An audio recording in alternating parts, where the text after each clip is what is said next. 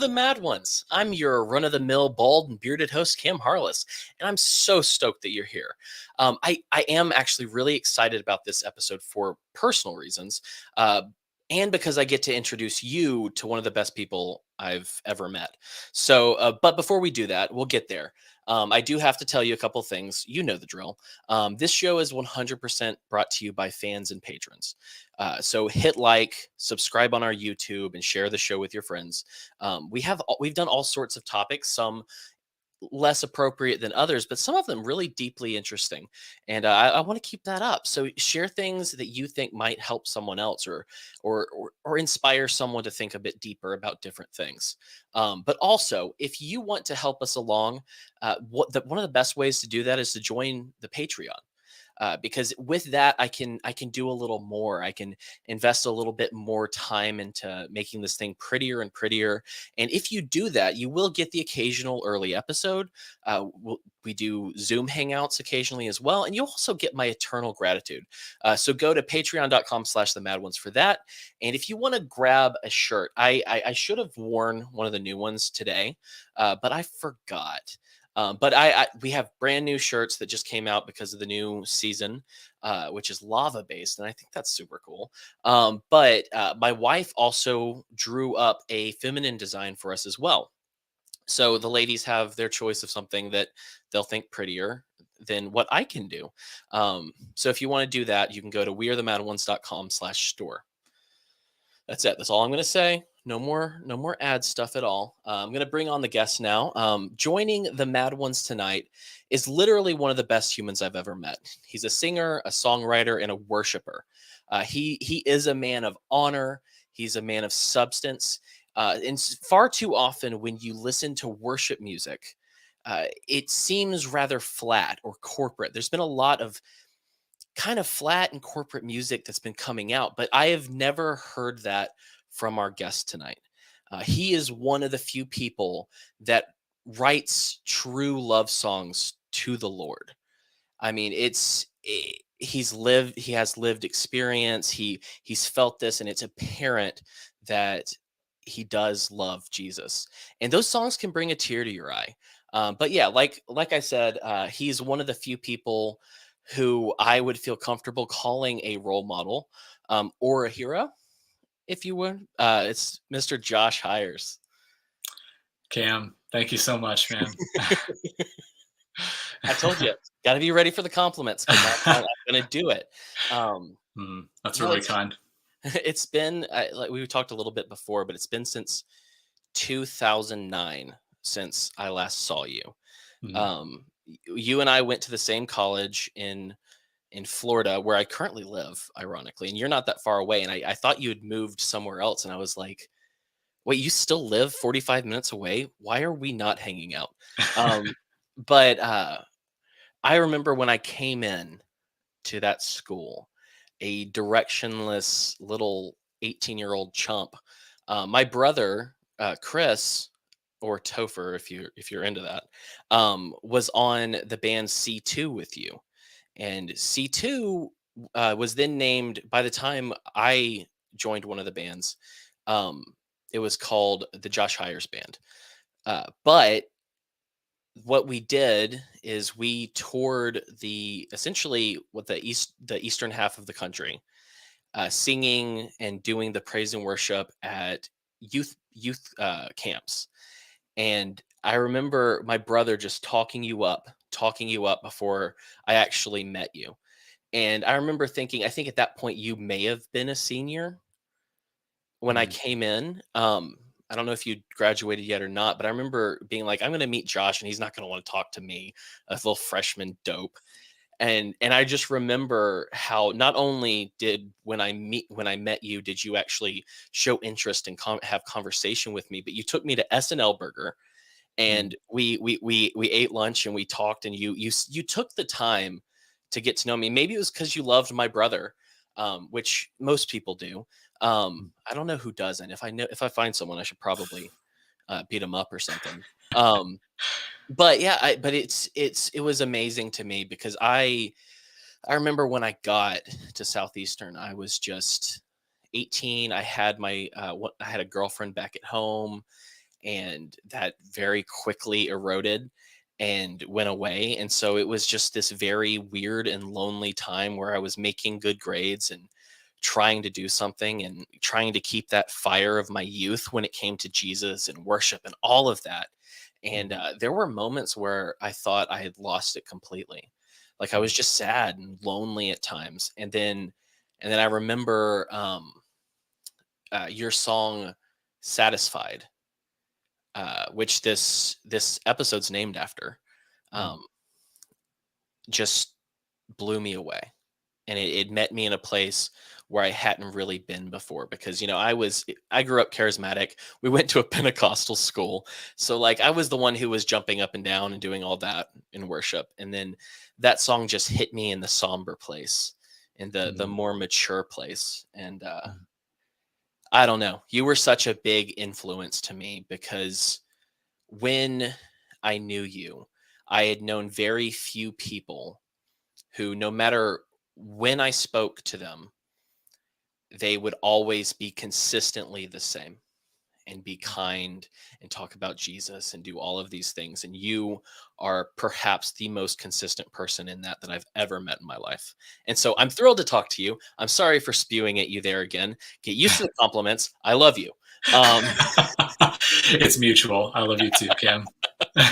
um, oh man. But yeah, so I know there's not really an answer to what all that I just said, Mhm. but um, I, not that long ago, I forget what made me message you not that long ago. I think I just thought of you one day, and I was like, I haven't heard from Josh in a while. I haven't heard anything, and you barely use Facebook from what I can tell. You're not really on social media. Um, but the last time I saw you was in, I guess, 2009, and it was that was it was the second half of that year. Or no, the first half, right before summer, because I kept going to school and you went on a mission trip, is my understanding. Well, could you tell me what that mission trip was and what your goals were? Because it went very differently than you'd hoped. Mhm.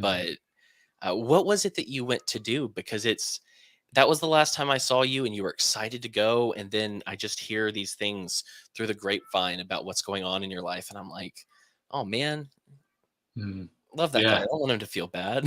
Ah, thanks so much. Yeah, you reaching out to me recently really meant a lot to me. Means a lot to me, and being on here tonight as well just is a real privilege and honor.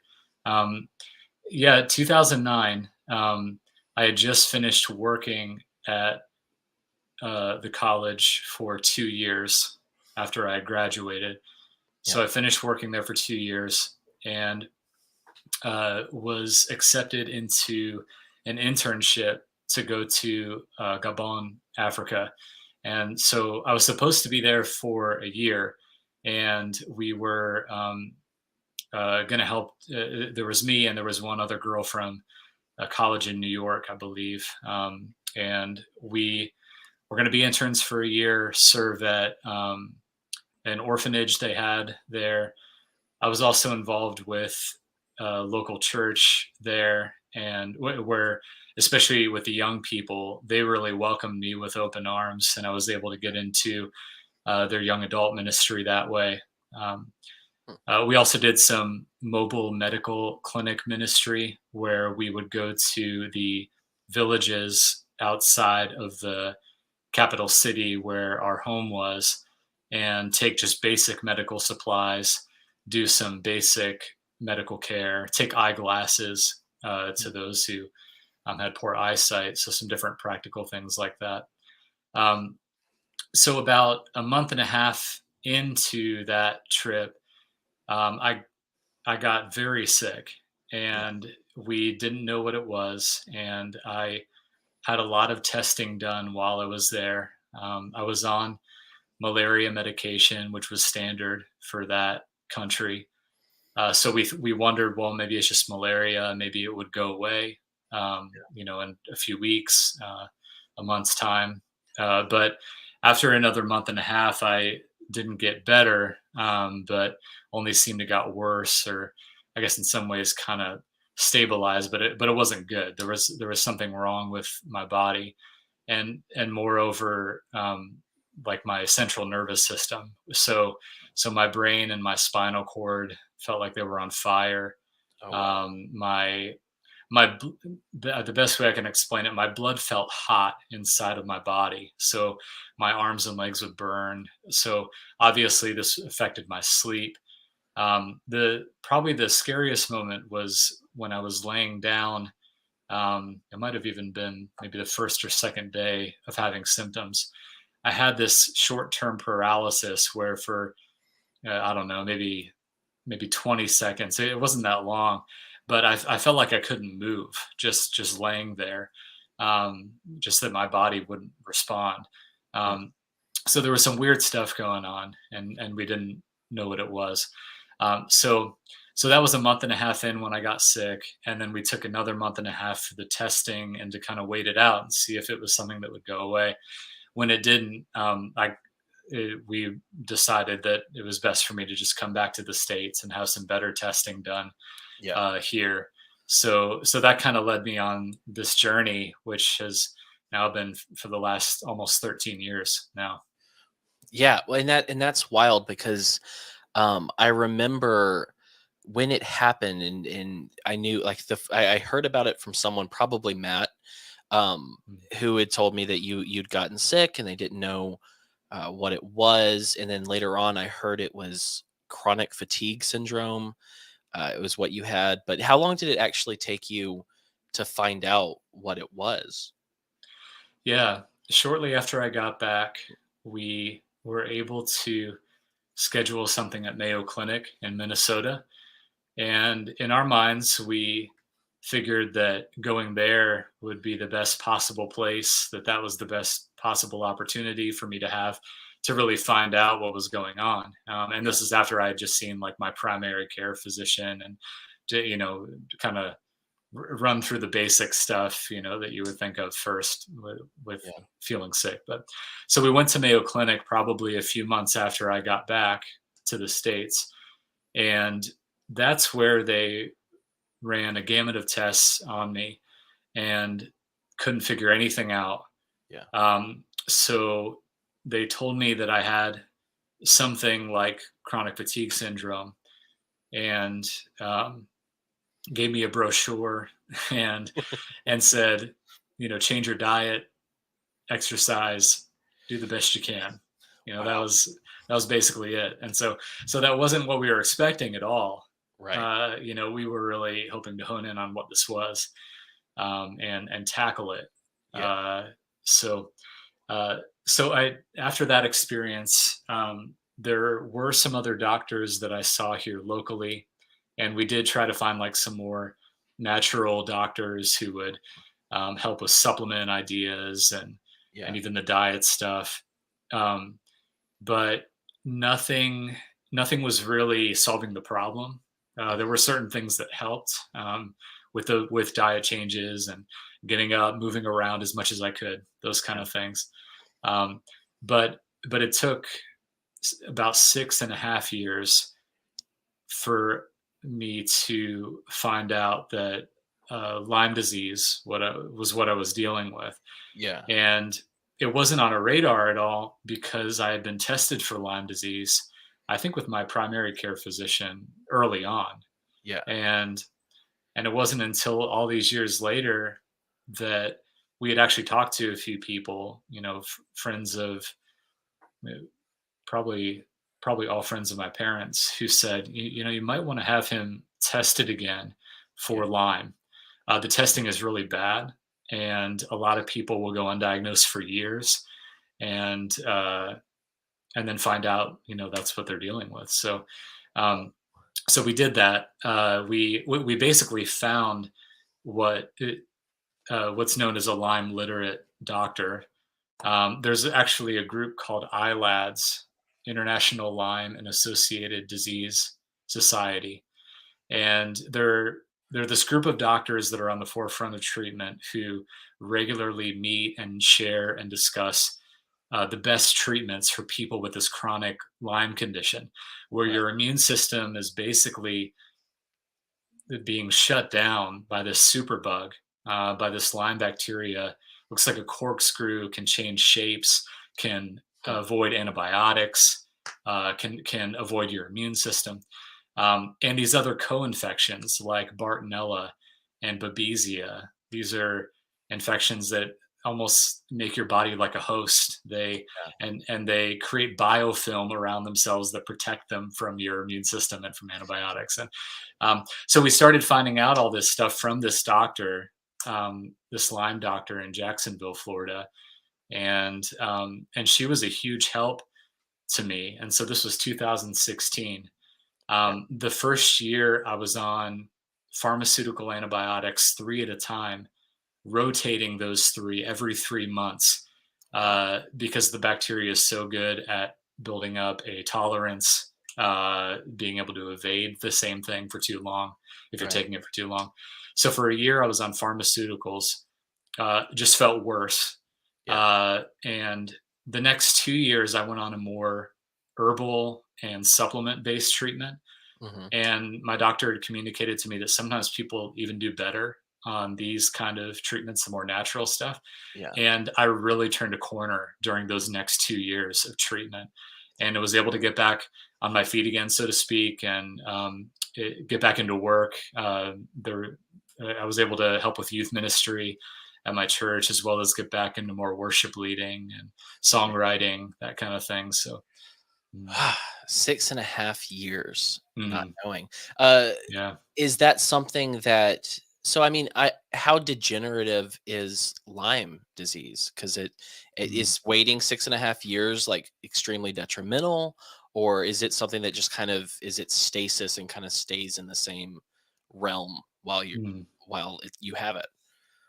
Yeah. So Lyme disease is still one of those mystery illnesses Mm, that the medical community doesn't really understand. yeah. And I even feel concerned that if someone got sick with Lyme disease now today, and they say they were sick for years trying to figure out what's going on, if they went to Mayo Clinic, they might have the same exact story as I did, Right. where they would come home and say, I have no clue what's going on still. So it's very mysterious, that kind of thing. Um, but uh, it can vary greatly between people. So to answer your question, I've met people who have gotten who had got Lyme, and there are certain parts of the country where if you have any weird symptoms at all, Yeah. I mean, like blurry vision or just anything, they will treat you for Lyme right away. Was this Uh, Kentucky? it may be, and I'm not sure of all the states. I know Rhode Island is a big one. Obviously, Lyme was a city in Connecticut where the name Okay. started, so I think there was some kind of outbreak there. So there are certain states or certain parts of the country where, if you got anything weird going on, we're going to give you antibiotics for 1 or 2 months. Right. Doxycycline is a real popular one. Yeah. Um, and if you're treated early on like that, a lot of people can be fine, Right. if you catch it early. But unfortunately, it seems like there are many people who have this kind of similar story where they will go undiagnosed for years. And at least with me, it did progressively get worse. Right. I would say that some parts kind of stayed the same throughout this time, Mhm. whether it be like the fatigue um, or some of the pain I experienced. And I think maybe it's because you kind of adapt to it, Yeah. where it's like I know that walking, a certain amount of miles a day is really going to help my pain level. Okay. Just getting moving, getting the circulation going. So I think a lot of people would have that kind of experience too, where some of it would stay the same because you kind of get in this managing mode Yeah. of whatever I'm sick with, I'm just going to do the best I can with. But other parts of it got worse. And unfortunately, like my brain swelling and the brain inflammation I was feeling got worse over time. Not quickly, but slowly. my brain hurt more and more, and I became more and more disabled with I couldn't have even short conversations with people. I couldn't. My basic problem solving skills were compromised. So it was the pain and the neurological dysfunction as well. They were both a big issue for me. That sounds scary to Mm, have that. It's like, I had a boss one time, and it's kind of funny if you're not dealing with the problem. But I forget what it's called. Maybe it's aphasia. But mm, he had a stroke, and he got out, he got better, except that he had aphasia from that point on. And so I would be working with him, and he would mean to say, hand me the screwdriver, but he mm, would say, give me the grilled cheese. mm, And I was like, what? And he goes, give me the mm, peanut butter. And I'm like, what do you need? And it's funny in retrospect, but it's like, that when someone is going through that and they hear what they're saying and it's not what they mean, that has to be like mm. scary and frustrating. Yeah. Um but I remember, so one of the times that I messaged you was, my wife had had some issues, and a doctor had said that it was chronic fatigue syndrome. Mhm, And that's when I learned that a lot of doctors will just say chronic fatigue syndrome when they don't know what it is. mhm. Right. Like, oh well, it's this. I can't answer you, so it's Mhm, chronic fatigue syndrome. And it's like, I heard that and I was like, I wonder what Josh really has. I've got to message him. I got to say hi. I got to tell him I love him. Got mm. to make sure he Wow. knows. Because Mm, like I've been sitting here, and like I'm glad we're talking, because like I was just terrified that one day I'd find out through Matt or Aaron or someone that you weren't with us anymore. mm, I was because like I said, it's, get ready for more compliments. You really were someone that I've looked up to since the day I met you, and it was funny enough. It was I want to say it was in Snellville, Georgia, mm, or maybe it wasn't. Maybe it was in Alabama. I can't remember. But C2 had gone to a church and had done the worship there, and it was, honestly, it was one of the most, after the worship portion, that church service was like one of the most disordered church services I've ever been in my entire life. Um, but no, I remember, meeting you and being like, this guy's cool, and it's like in such a different way. But mm, I remember just being terrified that I'd find that out. It's like, other people that that you don't get to see, that you think, one day this person's going to pass away, and I may not ever find out. And mm, like that, and that's why I'm like, every time I've thought about you, which, I think about you more than I text you, but mm, when every time I've had like a strong thought of you, or the your song "My God Is With Me" comes up in a shuffle, I'm like, gonna message Josh now. mm. Yeah. Because what was there was something else. um I can't believe it was 6.5 years like that. I can't Mm, imagine not knowing mm, for that long, and just being like, I feel like I'm dying, mm, and having no idea why. mm, I'm sure I'll think of the other thing I was going to say in a second. Um, but yeah, one of the things with this whole situation, which, oh, that's what it was. I'm not surprised when you were being run on different antibiotics, in concert, going back and forth, because mm, antibiotics, was it oral antibiotics, or was it?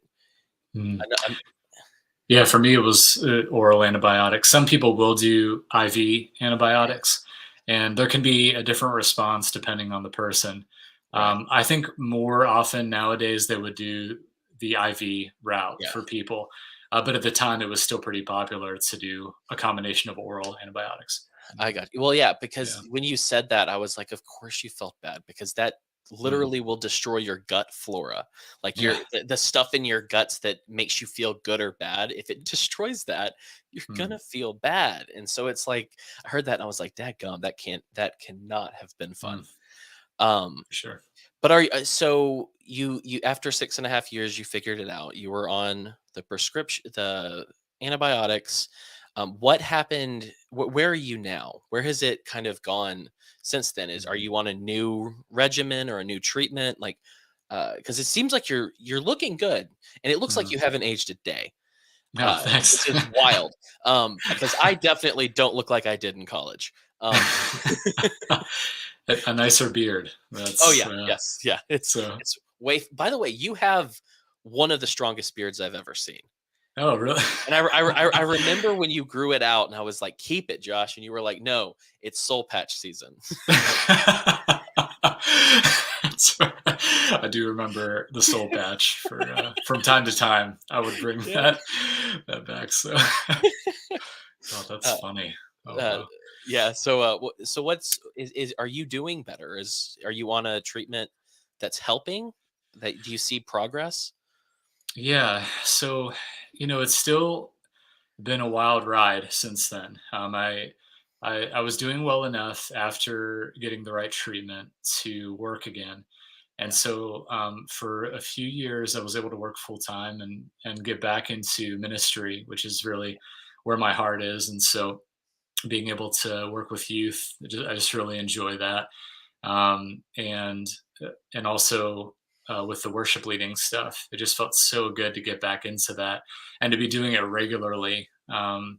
Was a real blessing. So um, I did have a an unexpected thing happen to me with the treatment, which came out of nowhere, and that was now a year and a half ago. So at the beginning of 2020, Okay. I was still working full time. Things were going fine, and my doctor had me on a drug called disulfiram.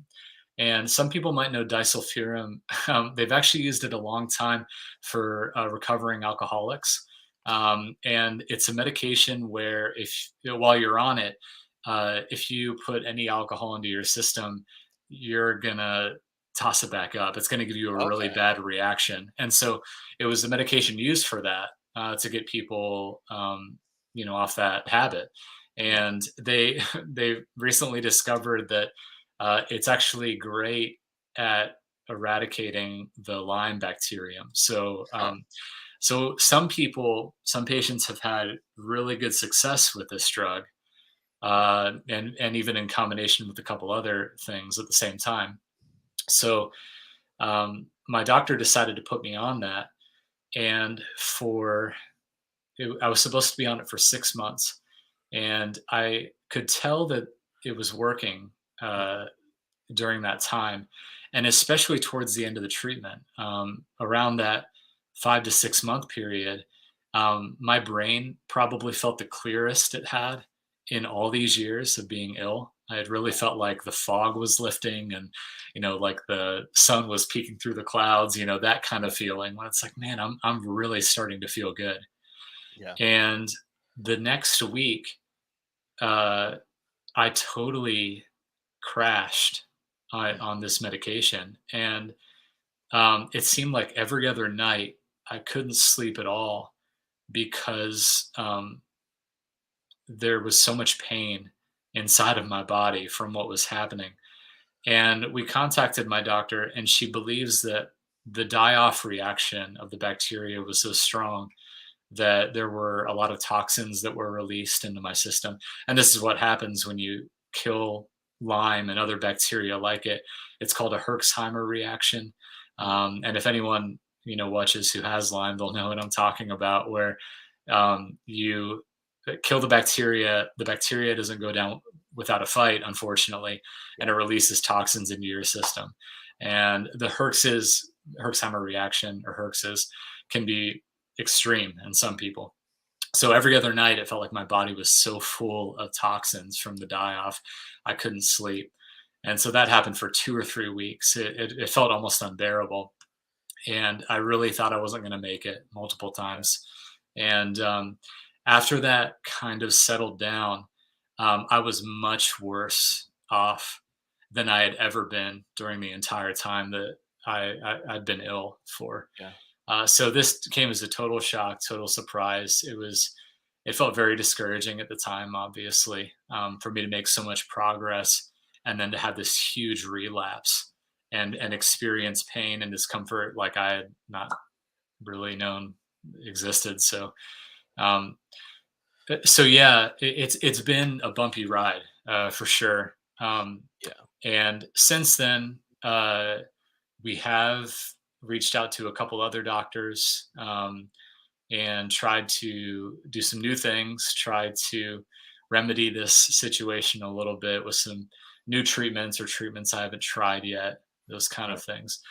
But, and we talked about this a little before the show tonight, Yeah. that in a lot of ways, it really does feel like I'm in God's hands, and I haven't had another option except to ask God to heal me. And Yeah. so I'm in a place where I feel like my faith has really deepened and grown Yeah. to a point where um, I really see God as my only option. Yeah. There are certain things that I'm trying on my own from research. There are certain things that I'm taking that doctors have told me will help, Yeah. but I'm really at a point where it's it's me and my parents and my friends and Yeah. people who love me that we're asking God to heal me because we know that in scripture he says that he's not only our savior but he's our healer as well. And one of my favorite verses from because of what I've been through has become a verse from one of the psalms from David in Psalm 103. Yeah. And he talks about just praising the Lord. He says, praise the Lord, O my soul, and forget not all his benefits. He forgives all your sins and he heals all your diseases. Mm. He redeems your life from the pit. He crowns you with love and compassion. He fills your desires with good things, satisfies your desires with good things so that your youth is renewed like the eagles. And so I believe in God and I believe in what he says and I believe who he says he is. And so it's just me reaching up with a simple faith. And it only has to be the size of a mustard seed. It Right. doesn't have to be a massive faith. It's just belief in God and who he is and that he loves me, that he Yeah. created me, that he can touch my body, that he can heal me like doctors and medicine can't. And Yeah. so it's brought me to a place where there's just a reliance on him. He's really my only option uh, for uh, uh, for for complete healing, and we're asking him for that, and we know he loves us, and we know we can trust him with our requests. So Right. yeah. And you sent me a text not that long ago, which actually is what led to me saying, "Hey, let's talk on my show." Mm, Because you'd said, over the last year and a half or so that you felt like you weren't going to make it, mm, that you were going to go and be with the Lord. And I when I read that, man, I was just like, that must hurt. I mean, mm, that I can't really I can't really understand it on its face. I mean, I can understand some versions of pain and feeling helpless and all of that, but not to that level. Um, and I think that one of the most beautiful things that came out of that, at least for me, and it's been something I mentioned the song before, your song "My God Is With Me." I mean, it's a modern day. It is well with my soul. mm. I don't know if you know that. Do you know the history of it as well with my soul? I do. That's always been a story that's inspired me. Yeah. Mm. I can't remember all the details. Would you mind Yeah. retelling it if you got it? And I won't remember all the details either, but the part that I do remember is that there was this man who wrote it who ended up losing, I believe, if not his whole family, maybe his wife, maybe a child, Yeah, maybe a couple children. yeah, I don't know if it was some kind of boating accident or, yeah. I remember it being a boating accident. yeah. And so for him to write something like that afterwards, Yeah, where our normal response as human beings is probably hurt or frustration, right. uh, Giving up. very giving up, yeah, despair, very very easily. easily leading to bitterness. Yeah. I mean, but for him to say, I know that God loves me and that Yeah. he's in control of my life, and I know that my destiny is with him in his kingdom, Yeah. where there's no pain and no sadness and no sin, none Yeah. of that stuff. So for him to have a faith like that has been inspirational, yeah, Oh for yeah. me. Yeah. And that song, like I say, it's what I would consider a modern day it as well, Mm, because I remember hearing it and just like not everyone knows you, so not everyone who listened to that song knew what you've gone through, and mm, so I don't know if it impacted them as much as it did me or people who know you. But I remember listening to that, and I the first time I heard it, I cried mm, because I was. It's gonna this. I don't know if this is gonna sound weird or not, but I was so happy that you were still you and that you were mm, still following Jesus and you still trusted him. Because I don't know if you've kept up with many people from college, but it's amazing to me how often I find people that I once had great conversations with, theological conversations with. I spent time in worship with them. I spent time um, in this sacred space, this sacred time, this cathedral in time where we honored mm, God, and then today they keep falling away. mm. I've seen Yeah. so many people from our school just fall away and become someone I don't recognize anymore. Mm, And it breaks my heart. And I remember that hearing that song, having known what you've gone through, and knowing how most people would react to that sort of thing by like, God, why did you do this to me? Why would you let this happen? And instead, you wrote a song about how He's with you. mm, It's it gave me so much joy because I was like, because if you had lost your faith, I that would have just killed me. Like, I think my mm, worldview would be shattered. mm. Mm. Be like, wait, Josh? No way. Um, but I do have to wonder because you said that you'd felt like it was almost your time. So I'm a young man. So are you, but I'm a little bit younger. Um, but being in my nearly mid 30s, I'm a chunky boy, but it's not like detrimental to my health just yet. Um, Mm, I don't have to think about my mortality often. mm, I don't have to memento mori, remember that you will die. I don't have to do mm, that. It doesn't come to my mind very often. I mean, when it does come to my mind, I'm not afraid of death. Death is mm, our enemy, and eventually it'll be thrown into the lake of fire to never be mm. seen again. Right. But I'm not afraid of it because, like Paul said, for me to live is Christ, but to die is even better. Mm. Yeah, I get to be with him, and I get to be whole again, that's right. because because that's a I think one of the saddest things about kind of Christianity, mainstream Christianity in general, is how rarely we speak about the resurrection.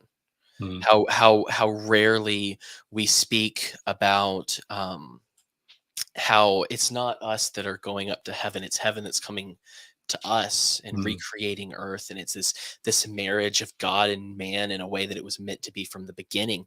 And mhm, it's like, why don't we talk about this more? mhm. I don't know why I went off on that tangent, but That's good. uh, Yeah. I get frustrated, but I don't have to often think about my death. I mean, I don't know if I told you this. Um, I'm not going to tear up. It's not gonna happen. Um, not two wait 2 years ago in September, my dad passed away. Mm, Um, and so that's really the last time I've had to think about death. mm, And my wife's mom died 2 years before that, mm, and so death has been this conversation that I've been having again and again on this show because so many people don't talk about it. And often when they talk about it, they talk about it as if it's a friend, Mm, and it's not a friend. mm, And so I've had to kind of rethink where my mind is, what I think about death, how I view the resurrection, and all of this. All of this to say, you wrote that song that was beautiful, but I have to know, when you're looking at a life limiting disease like this, if you're looking at it and not knowing what's happening, and your blood burns and you feel like you could die, like how do you go through with that and have the faith that you still have? What is it, um what is it like? Because I feel like people who have experienced that have had to go through something and endure something that most people don't have to until they're old. And mhm, what kind of wisdom comes out of that is, I guess, my question. Like, what have you learned? What kept you faithful? mm. Yeah, it's hard to. This is something I've thought about. It's hard to imagine what my life would be like right now if I didn't know the Lord. If Yeah, I wasn't walking with Jesus, if I wasn't walking with the one who died for my sins yeah, so that I could have eternal life. If I thought that this life was all there was, I would not have very much hope. And the suicide rate for people with this kind of chronic Lyme condition is high. yeah, And I understand. Uh, and if you are under the impression that this is all there is, that you have a span of so many years, and then you're just put in a grave and it's over, yeah, um, then my life would be pretty terrible. It would be pretty awful. At least a third of it, yeah, which at 37 now, that's a long time. A third of yeah, my life has been spent in severe pain, dysfunction.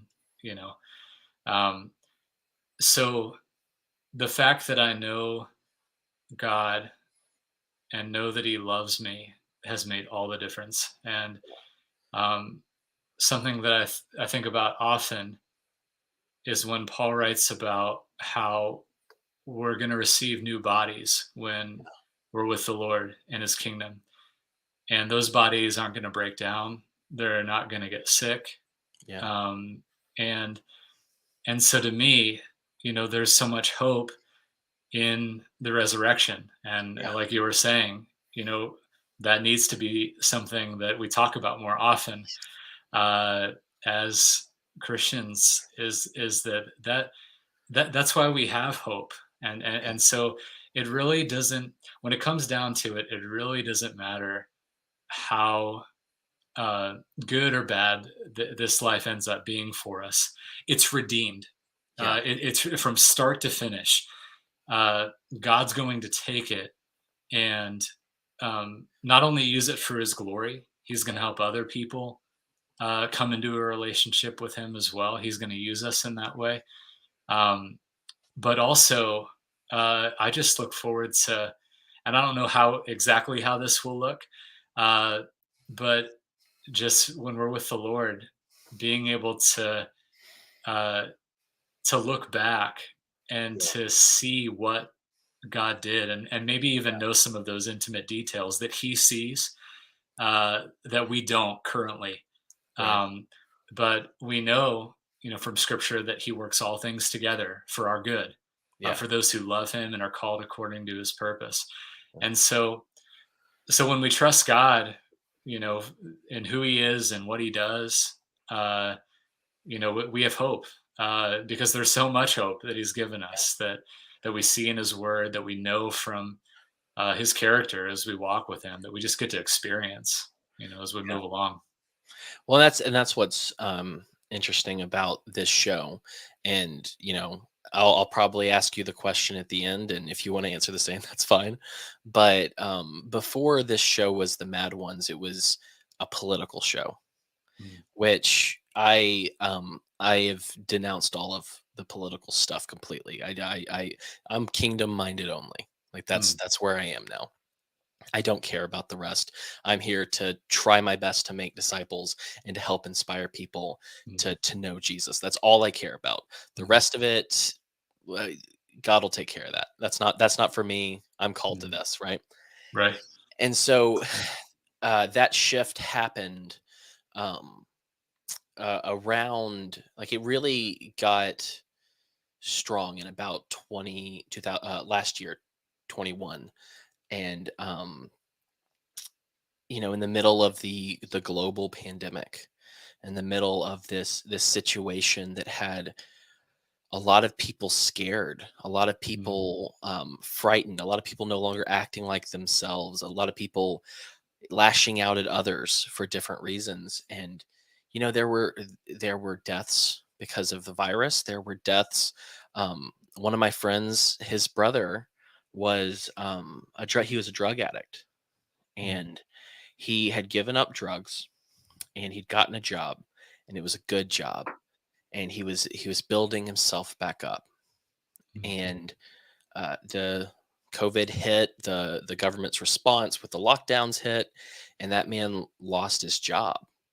mm, And with that, he fell into drugs again, and he mm, ended his own life. And I heard that story, and I was like, everyone that I know is talking about COVID. I don't need to be that voice. mm, And I do feel, and I felt it really impressed upon me to do my best to give people hope and to mm, find hope. So this show is built around the concept of hope. mm, And so at the end of the episode, I'm going to ask you about what gives you hope. So mm. get ready for that. But I also, Cool. it's really exciting because you actually know me. I'm going to ask you one of my other on the spot questions that Sure. that'll be fun. Yeah, but it's an incredible thing. Um, the resurrection of the body, the fact that Mm, we get to not only go back to the ideal that was in Eden, but to mm, be a part of extending that to the rest of the world.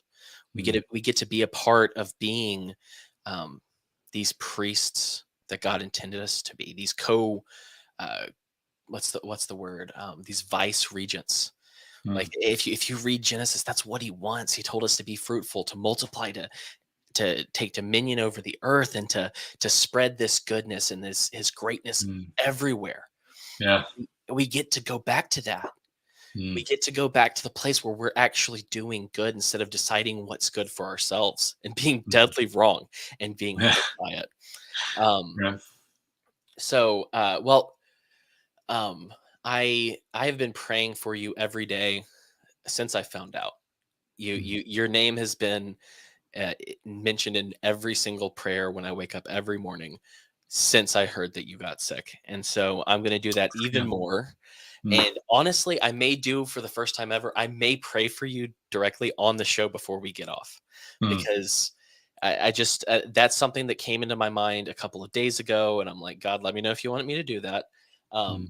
But it's ringing in my head. So probably going to do that. So, Hey, sounds good. I um, welcome it.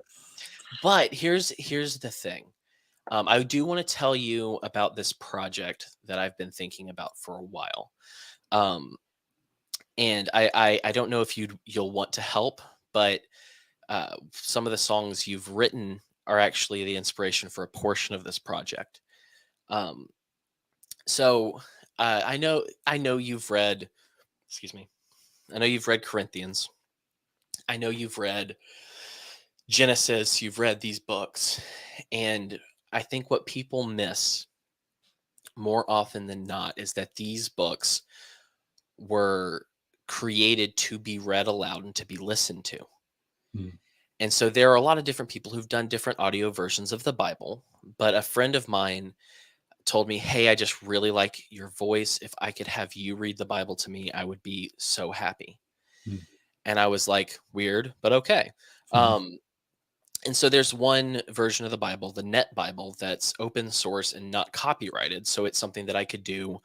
I could read through that and record it and have some different people come in for, like, if there's a woman speaking, I could have a woman read that part of it, and just really kind of go back to the fact that, like, you shouldn't read Corinthians in pieces.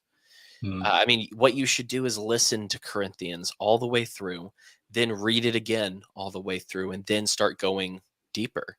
mm, And I just want to perhaps make a resource for people who want to be able to listen to the Bible and listen to these things like they were meant to be done. And mhm, also, I just can't wait to say Baal instead of Baal. Like, mm. just I know I shouldn't like Baal, but that pronunciation is so much better, Josh. Um,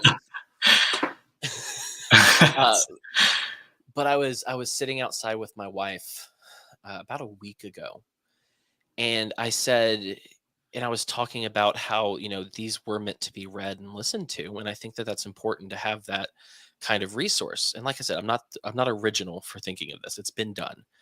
Um, but what I have never seen done, and this is what may include you if you're interested at all, is we always view the Psalms as poetry Mm. rather than music. And I forget what was the verse, the psalm that you wrote a song after. Was it Psalm 23?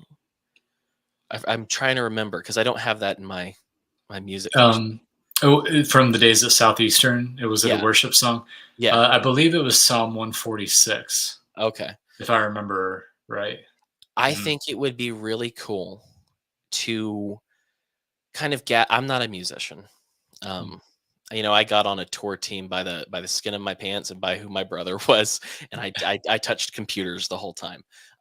But I think it would be an incredibly awesome project to find a way to turn all of the Psalms into songs that people can listen to. mm, mhm, And so, say you're listening to the Bible and you get to Psalms, you could hear it played and you could hear it read. mm, And of course, with playing it, you would have to kind of make it fit and make it work with music. But I know there are a lot of Psalms, like so many Psalms, but I think that that might be an interesting and worthy project, mm, especially if, like, I could find different people to do different types of Psalms.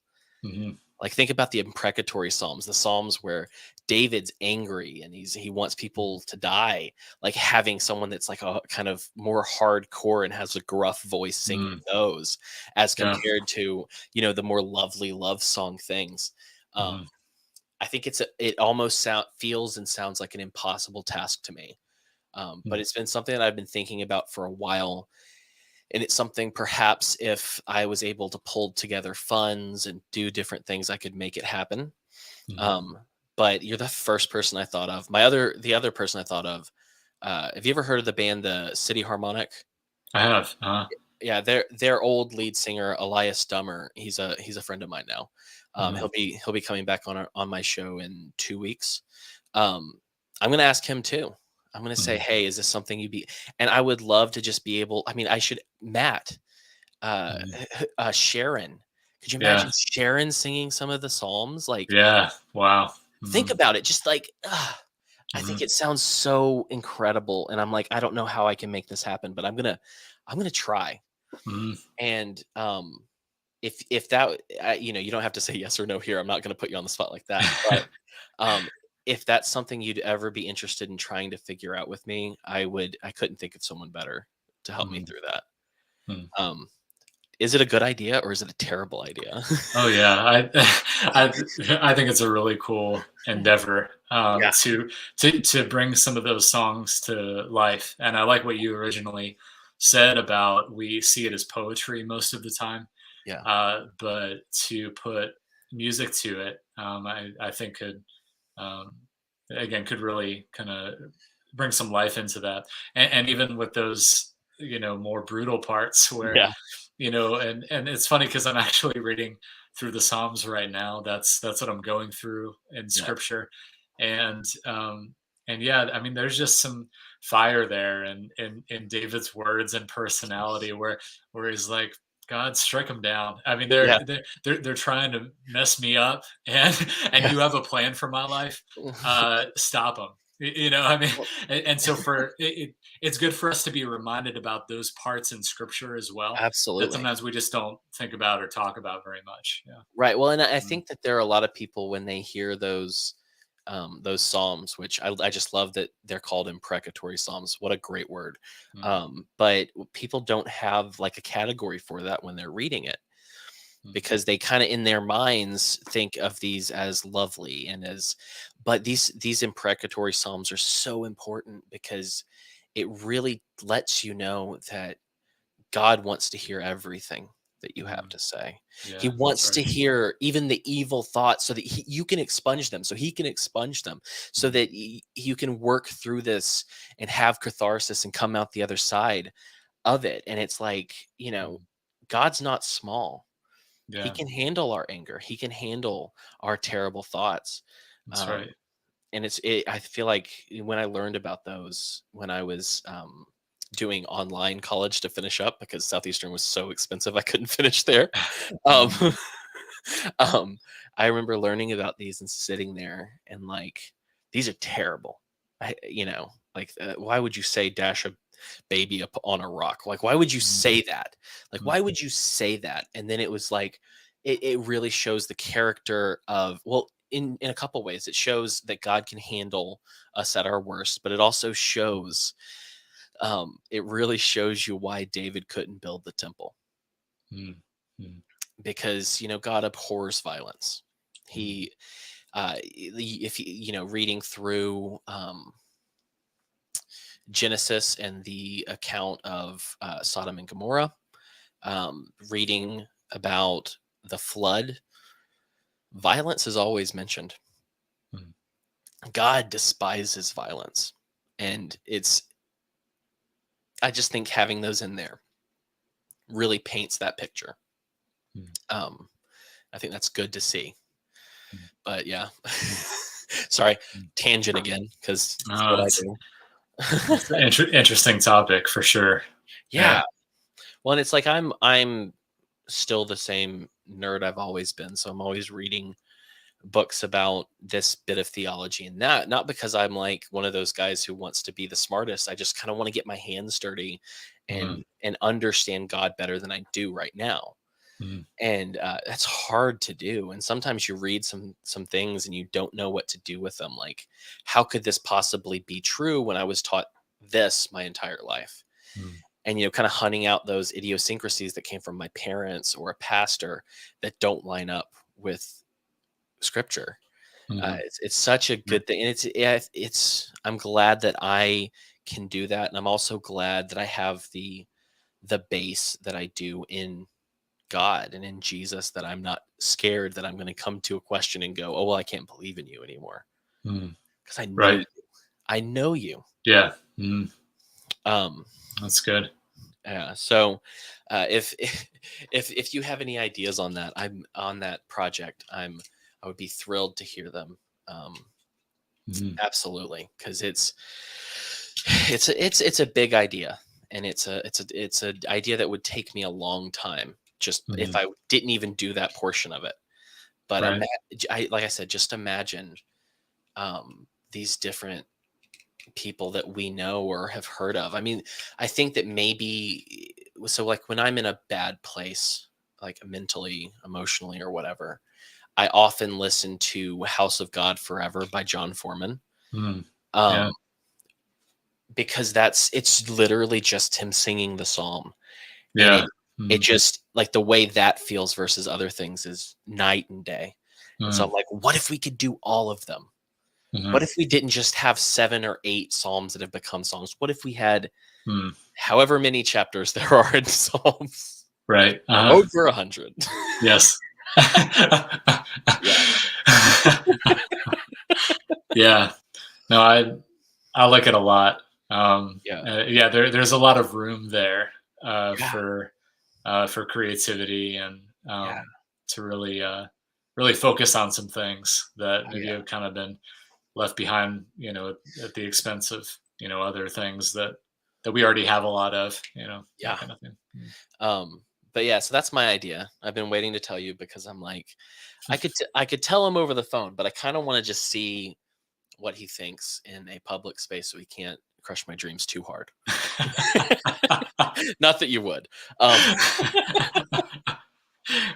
uh, so I was able to get a copy of the Witness EP Mm, from what's his name?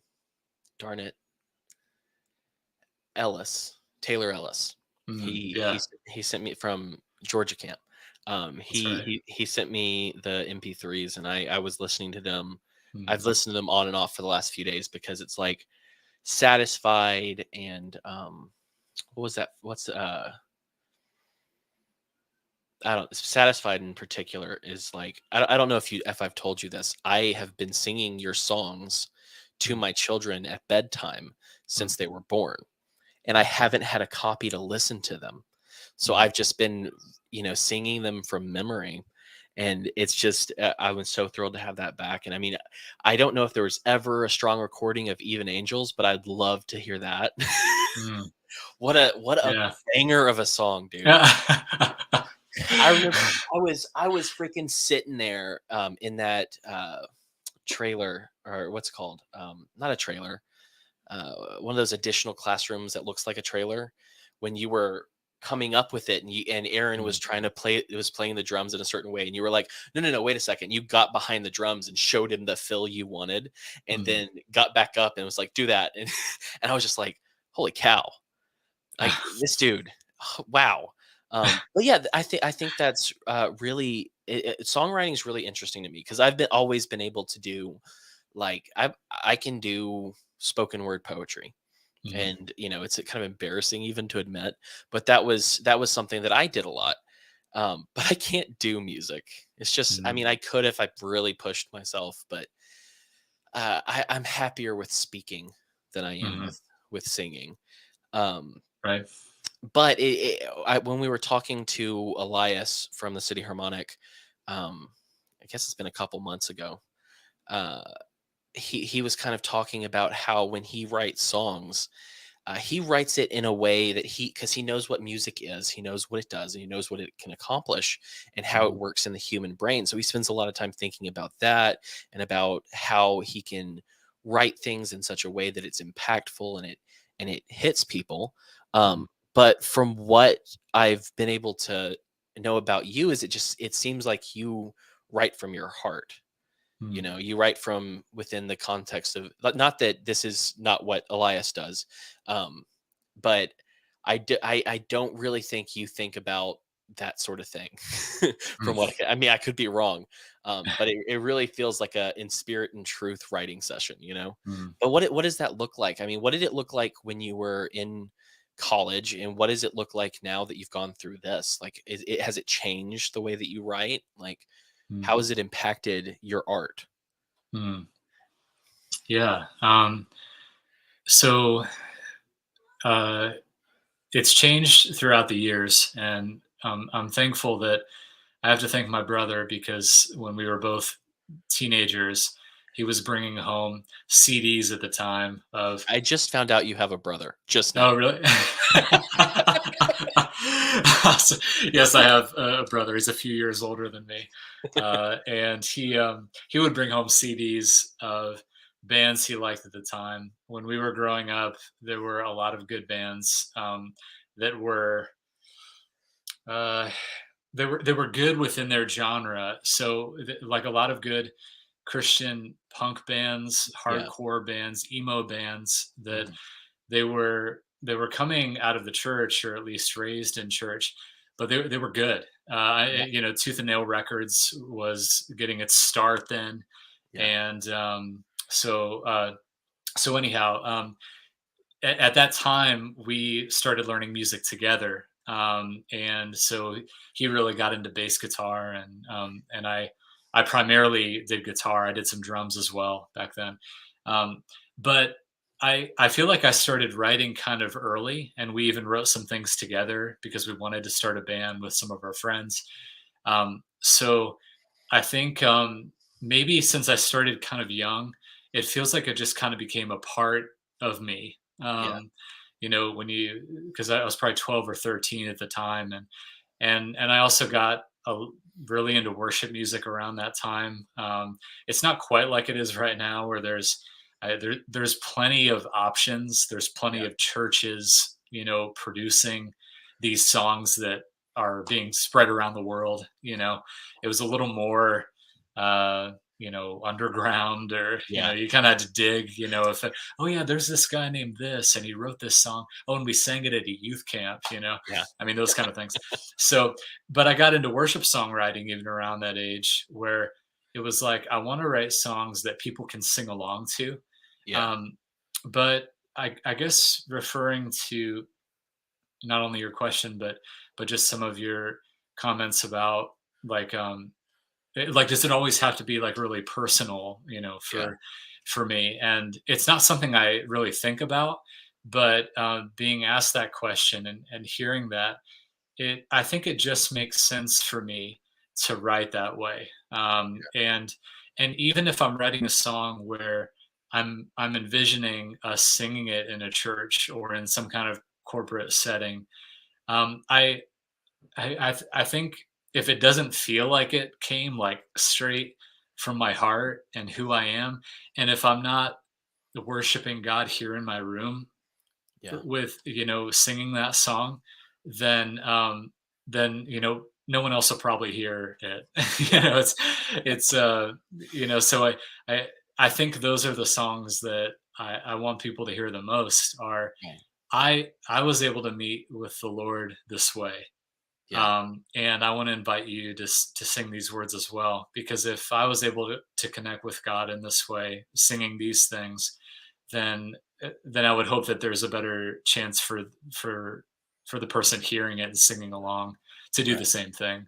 Yeah. I have a very similar thought process with for me doing this show and Mm, for the way I do stuff is, I find this stuff endlessly fascinating. I love stories of people. I love uh, theology and what God has done. I love all of that. And if I talk about it with people who are knowledgeable, and if I talk about it with people who are interested, and I really get deep into it, I'm only going to show people how much I love it and maybe inspire someone down that same mm, kind of path, hopefully. And you know what's the yeah. craziest thing, Josh? I don't think I've said this on the show before, but there are 3 people who have messaged me even when I wasn't doing like a lot of very Christian content, like explicitly Christian content, Mhm, who through the way I talked about different things, messaged me and said, "Hey," one of them said, I want you to know that I've rededicated my life mm, to the Lord based on listening to you, or mm, I decided to yeah, give my life to Christ for the first time." I've had 3 people say something like that to me, and mm, I'm like, "Well done, good and faithful servant," is what I'm hoping to hear at this point, yeah, because it's like, mm, how? hmm, Because it's not like I was going out there being like, preaching the gospel. I mean, I mm, think that you end up doing that anytime you talk about Jesus.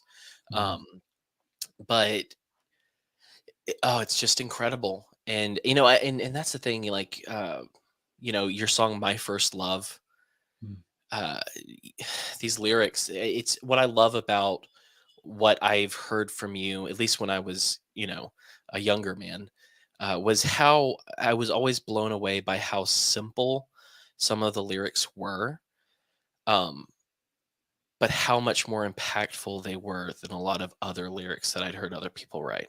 mm, Because it's like, like in "My First Love," just I almost named the show, "Just to See Your Face is all I'm dreaming of." Like, mm, it's such a simple statement, but it resonates so deeply with me. And in "Satisfied," I just want to be where you are. I want to wrap my arms around you and tell you I love you. mm, I just want to be where you are, to feel your touch on my shoulder as I hear you say that you love me. mm, There's nowhere else I'd rather be. And it's that refrain at the end, I don't want to leave, and one day I won't have to.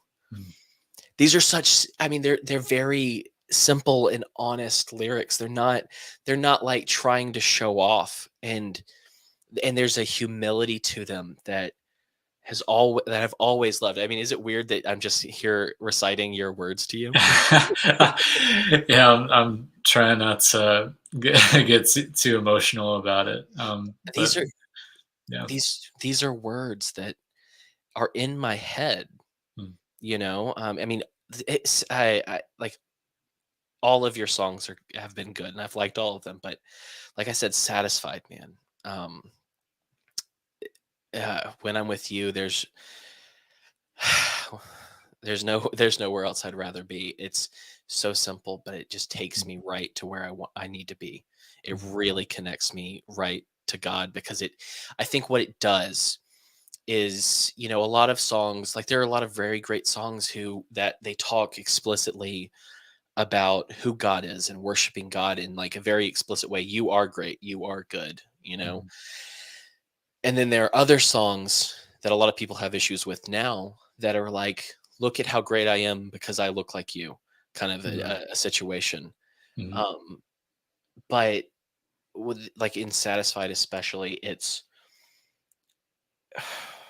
it puts me in the right mindset because I I just want to be where you are. mm, It's oh gosh, let me rest against your chest. Let me hear your heart. mm, These are such intimate things, and it's like that's why I said in the intro that you write love songs to the Lord, mm, and that's a love song. And I think a lot of people, especially outside of Christianity, would never understand that. mm. But it it puts me in that perfect space to see where I am and where I should be and where I want to be. And like I said, a lot of compliments tonight. I love you. I love you too, man, and I'm so happy to hear that those words have been an encouragement in Yeah, your life. I have them. Yeah. I have them memorized. Mm, I don't think there's a song on that EP that I can't sing off the cuff. mm, And like I said, I've done it with my kids. mm, But just wild. mm, No, I just appreciate who you are because I've met a lot of people in my life who play kind or play nice, mm, and they act nice or even like they're perfect in some way, like mm, they're beyond other people when it comes to their relationship with God, and it reeks of fakeness. It reeks of um I don't know if it's arrogance or what, but I've met enough people like that I had in my cynical little 18-year-old heart this idea that these people are faking. mm, And then I met you, and I was like, dude's not faking. This mm, is literally one of the kindest people I've ever met. mm. So that's enough compliments for right now. Thanks, uh, man. Appreciate it. Appreciate it a so lot. Mm. here's the thing. I wanted to catch up with you, but is there? I mean, I've just been talking about you and asking about you. Is there anything you'd like to open up to with me? Like, is there anything you want to know about what I've been through or what I'm going through or whatever? Like, is there anything Mm. that interests you about this dumb bearded man? um, I will say that I have such great memories from college with tour teams. Yeah. Both you and Chris have been huge blessings in my life, and I feel like there is something um, there's something special uh, about you both where I there's this feeling of you having my back, Yeah. and I even remember that back in college where it was like I know that if I ever needed to ask something like specific or special of a friend Yeah. that I could come to you guys. Yeah. Um, and and that's really that's a unique thing to you Yeah. two in particular. So that's really a cool thing to me. And the other thing I'll say is that you simply reaching out to me during this time really, really means a lot. And I think when someone's going through something like this, Yeah. it can be hard to reach out or Yeah. to be honest about certain things and specific things. Um, so that really means a lot to me. Yeah. I know that you talked about your family a little before we Yeah. started the show here. I know you Yeah. have 5 kids. 5 kids. So I know you're in Lakeland. Um, Yep. I know that your beard is doing very well, It is. and I basically shaved it it's good. in April, Uh, and because I wanted to see how my kids would react to me not having a beard. uh, right. Crying is the answer. Um, but so I'm so glad it's back to, like, where I want it to be. Uh, Um, Here's a fun thing. Um, about a month or 2 ago, I had, like, really long hair because you know how I've always been. I've had long yeah. hair forever. Mhm, Um, and probably 2 or 3 months ago, it started coming out really quickly. mhm, Like, it was weirding me out, and I was like, it was too fast. It came out too fast. I was like, "This isn't male pattern baldness. This is happening too fast." mm, And then one day where I took a shower, and my wife was doing something in the bathroom while I was taking a shower, and I was washing my hair, and I pulled out, and it was probably 150 hairs came out all at once, and mm, it scared me to death mhm, because my dad's bald. I didn't want to end up that way, right? mhm, Um, and so that was a little too much for my mental stability at that moment, and so I was like, "Shave it," and my wife shaved my head, and then I went to the doctor. And I told her, I'm losing hair and it doesn't make sense. It's not like I've ever heard with male pattern baldness or any of this. And she was like, "You're right. It is coming out too fast. Let's do some tests and see what we can find." And she ran some tests. And when I came back in, she goes, "There's one thing that could be contributing to this. And it's vitamin D deficiency because I mm, work from home so I don't have to go outside really much at all." mhm, And she was like, "So here, take this vitamin D supplement and go outside for 15 minutes a day, and get some sun. That might help. That might be what's leading to this hair loss."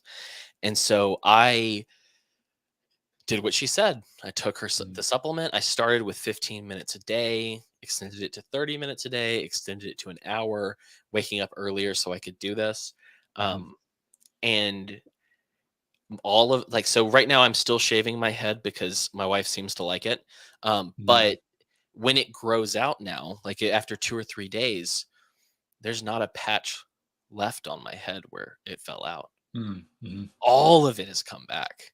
All And right. I'm like, the sun. Yeah.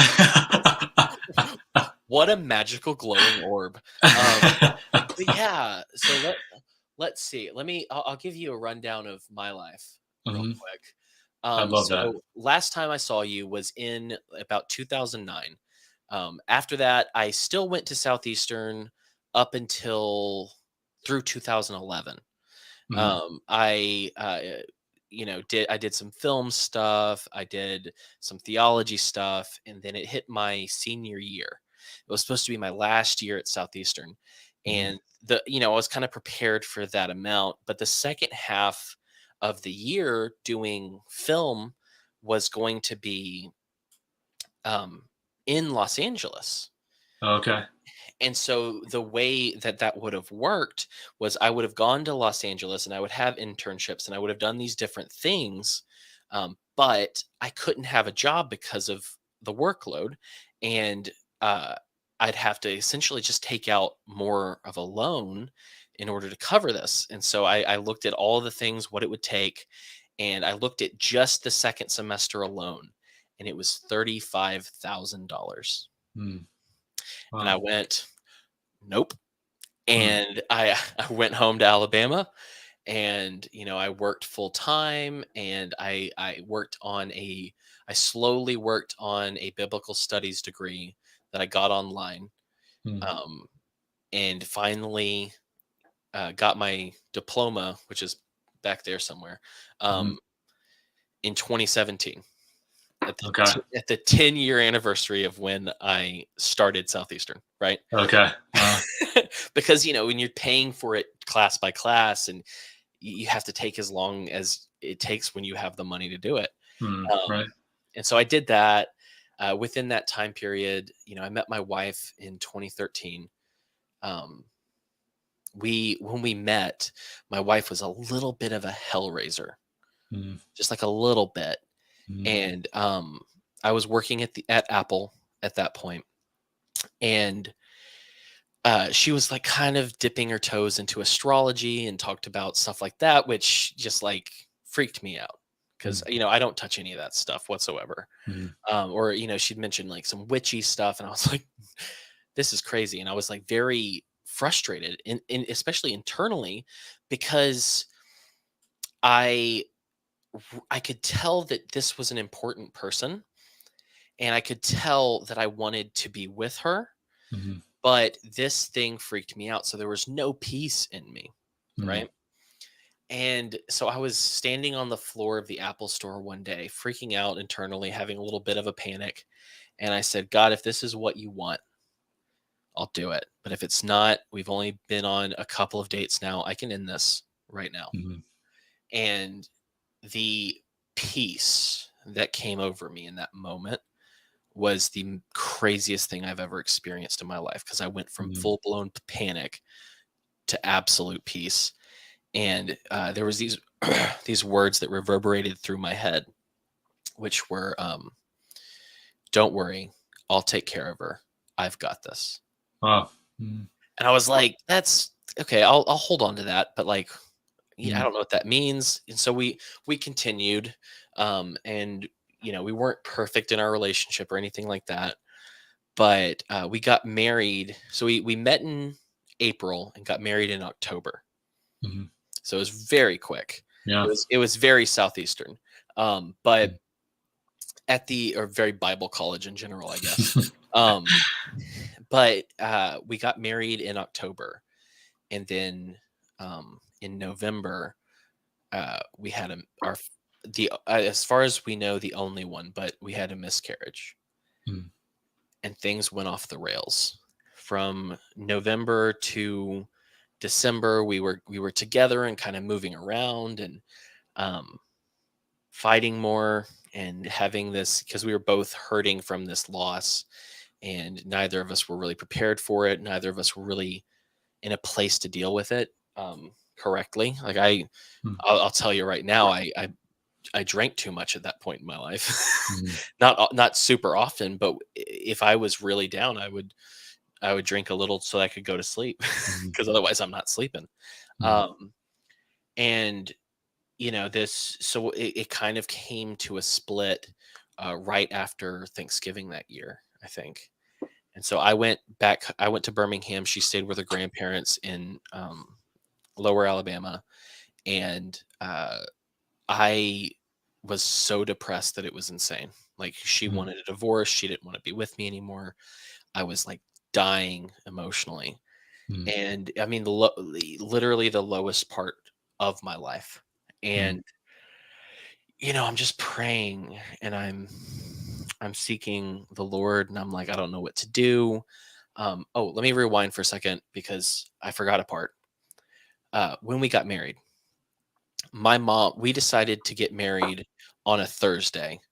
Mhm. We decided that the Sunday before, right? Mhm. So it was like Thursday afternoon we decided to do this. Or sorry, Sunday afternoon, evening, we decided to do this. My mom didn't know about it. Mhm. She goes to church that Sunday, and she's freaking out about me being with a what was it that she called her, a Moabite princess, Mhm. because my mom is a boomer. Um, uh, uh, and she was so worried about it, and she didn't know anything about the fact that we were going to just get married that next Thursday. And I told her the next day, and we get to the place, which it was just a court wedding thing, which I'd love to redo next year when we hit 10 years. But she's sitting there, and we kind of talked, and she prayed and stuff. And she was still kind of freaking out, and she showed me her text messages. And she had said she texted my old youth pastor about kind of, I'm worried about this situation. And the youth pastor said, what did God tell you Sunday morning?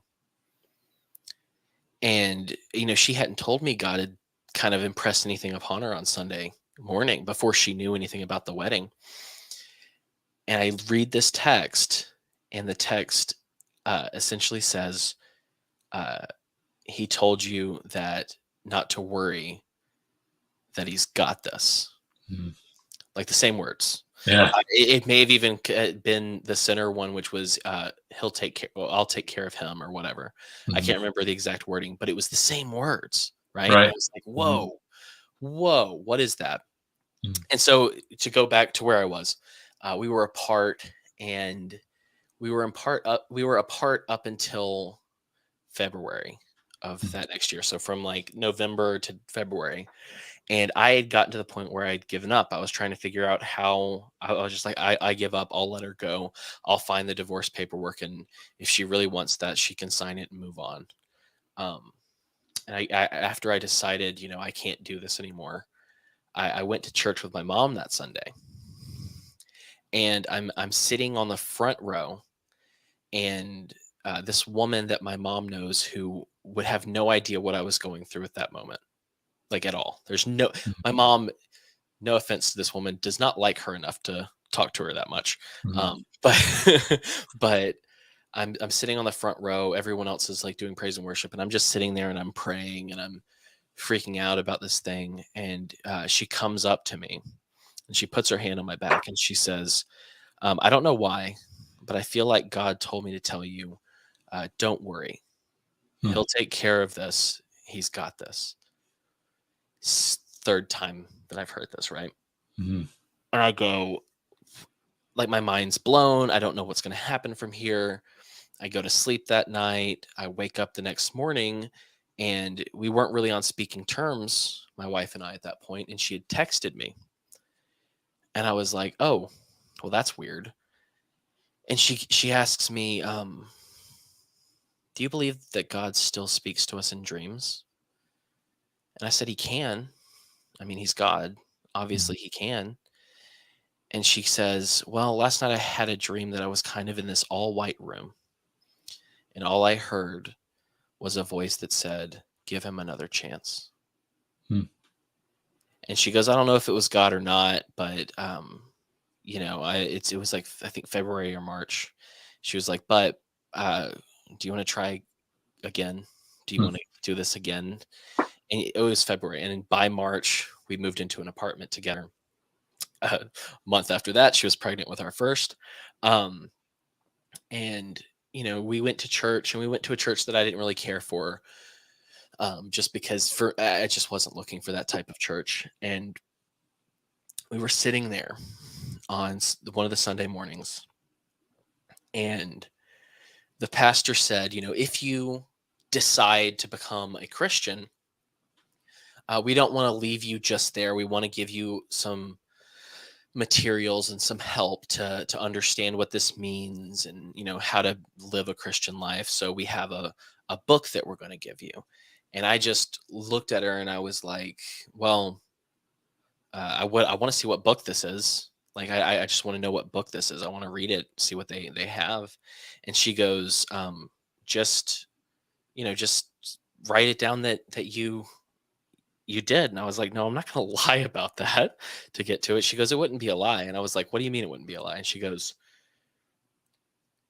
write it about me. Mhm. And that was the moment that she really started taking Jesus seriously. And we're in Mhm. this place where we have theological debates in this house. Mhm. We talk deeply.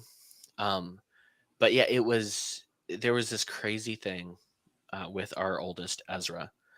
Um, he would, when he heard worship music, he would start dancing in her tummy every time. Like he would start Mm, kicking and moving every time he heard worship music. Every single time, not necessarily other times, but like every time the worship music was on, he was kicking. mm, And so this, inspired my wife. This new life, this creation inside of her made her rethink things, and God brought her in. And mm, it was amazing. Like it's like there are things I can't explain. People are like, "You don't know there's a God," and I'm like, "Are you kidding me? He's talked to me. mm. He gave me a wife, and I wouldn't have had her if I was just trying to think myself. I would have just given up.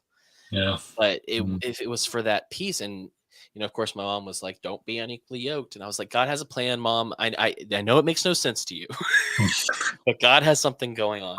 And so now, I mean, we did pop out kids quick Mm. because she wanted to have the kids before all the kids she wanted before she turned 30. And she's still not 30, so God help me, let's not do another one. But so now we have five. We've got, and I love their names. We've got Ezra Wolf, Mhm. Soren Elijah, um, Everett Jude, who we call Rhett, Mhm. um, Lorelei Saoirse, and Daisy Joy. Awesome. Daisy Joy was born in December of 2020. Okay. So she's my youngest, and my oldest is 7. Okay.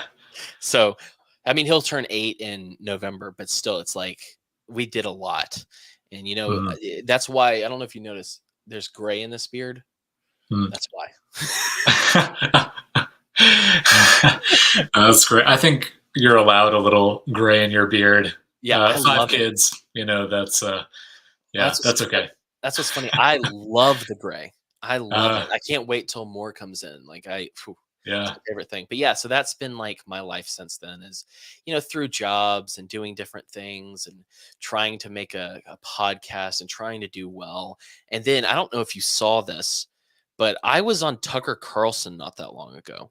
I did see. We actually, it was my parents were home and we saw you live pop up, and later, I told my parents. I said, Cam Harless. I was friends with him at Southeastern. He was on Tucker Carlson, and my mom remembered Yeah, you and your family, and said, "Oh, I saw Harless on there." yeah, And wondered, if that was, someone you knew, but you didn't dig into it right. too much. But yeah, it's yeah, So funny. just one of those things where it's, and I even messaged my brother and said, "Hey, I have a friend who was on Tucker Carlson." Like how many times am I gonna be able to tell, my Yeah. family or friends that? So I took the opportunity to. Yeah. No, that was so funny, and it was also, um, you have a brother, so I don't know how y'all's relationship is, but Mm, me and my brother have been relatively competitive in different things, like being funny. Like I'm a uh, different kind of funny than he is, and we've mhm. always kind of competed over these different things. And I asked him, I said, after that happened, I was like, "So did you see the Tucker Carlson thing?" And he goes, "Yep." I said, "Did you see the Bill Maher thing where Bill Maher mentioned me?" And he goes, "Yep." And I go, "What'd they call me?" And he goes, "A comedian." And I go, "Yeah." He goes, "That's all I want in this world is for people to recognize me nationally as a comedian, and you did it first." And I was like, "Yes, I did. Yeah, I did." It's good. I can picture that conversation so well, so vividly, happening, taking place. Oh man, Oh boy. that's hilarious. Um, yeah, no, it's so, I've been through a lot. I'm trying to grow this thing, and God's throwing different stuff like gifts at me, which is amazing. Mm, I'm just really hoping that I can turn this into one day a full-time ministry type thing. mhm, I don't know how that'll work. Right now we're, walking through the recession and the struggle that is, but mm, we'll see. Um, but yeah. yeah, I figured you had to tell me your life story. I have to tell you a little bit about what's going on in my head. Yeah, absolutely. I'm so glad to hear a lot of that, and your kids' names too. I don't think I would have quite the creativity when it, Yeah, if I do have children someday yeah, that you have with that. So, but that seems to fit you really well. So I just see some of the best names I've ever heard for kids. oh So yeah. Well, and yeah. that's what's funny is me and my wife Kaylee argued over several of the names Mhm, because I wanted to name him Rhett mm, and she wanted to name him Everett, and I was like, "You can do that if we can call him Rhett." mm, And she was like, "Okay, fine." So we named him Everett, and then we've called him Rhett his whole life, and actually we call him Rhett Rhett. mm. It's because he looked like Jack Jack from The Incredibles when he was a baby. Oh yeah. And so we just called him Rhett Rhett, and that's stuck. And he calls himself Rhett Rhett. He never calls himself Rhett. He's Rhett Rhett. Um, but it's so funny because a little bit afterwards, she goes, "Why didn't we just name him Rhett?" And I was like, "That wasn't on me. I didn't make that choice. You made that choice." She goes, "He's such a Rhett," and I'm like, "I know he is." Oh man. Oh man. For the lighter side of things, like I told you before the Mm. show, uh, I told Chris that you were coming on. And he was like, "Oh wow," and he goes, "Do you remember his laugh?" And I was like, "Yeah." Uh, and it reminded me because it was the funniest thing because you have such a distinctive laugh that it's a joy to hear. But every time I'd see you, I would just I don't know if you remember this, but as you were walking through campus, if you walked past me, I was always like, I do. I do. I do remember that.